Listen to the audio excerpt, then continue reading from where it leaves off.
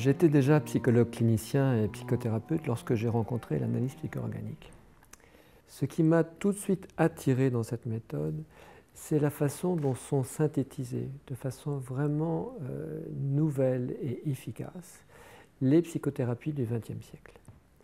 Les psychanalyses, parce qu'il n'y a pas une psychanalyse, mais des psychanalyses.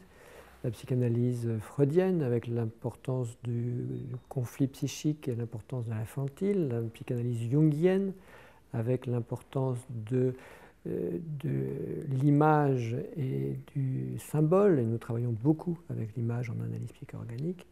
Et les apports de Reich aussi, où c'est le corps qui est le lieu d'inscription et d'expression du conflit. Donc effectivement, l'analyse psycho-organique est une synthèse de ces différentes psychanalyses d'une part, et de l'apport des thérapies humanistes d'autre part.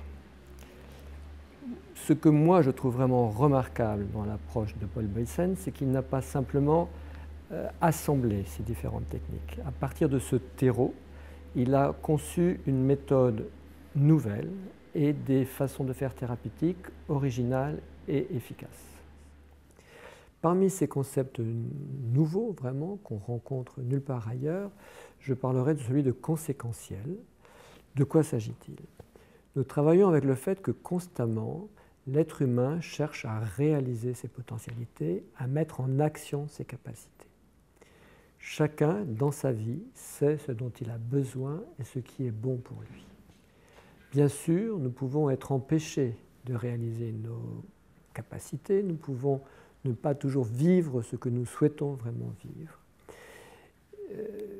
Ces empêchements ont lieu pour de multiples raisons, des circonstances qui ne dépendent pas de nous et d'autres qui tiennent à notre propre névrose. D'ailleurs, être empêché de réaliser ce qu'on a vraiment envie de réaliser, être empêché de ce qu'on a vraiment envie, même plutôt besoin de vivre, est une très grande source de souffrance pour l'être humain. Cette dimension-là est vraiment prise en compte de façon fondamentale en analyse psycho-organique. Concernant ce non réalisé, nous avons des façons de faire spécifiques et transformationnelles dans le travail thérapeutique.